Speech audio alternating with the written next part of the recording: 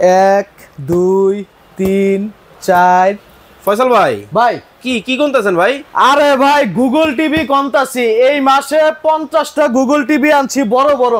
প্রত্যেকটা টিভি আমার সেল হয়ে গেছে গা ভাই আছে কয়টা? আছে মাত্র স্টকে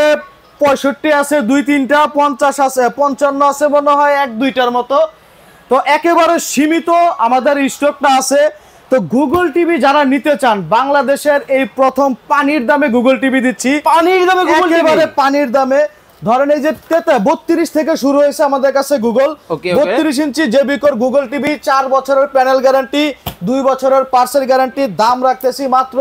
19,500 টাকা অনলি 19,500 টাকা এরপরে আছে জেবিকো 43 ইঞ্চি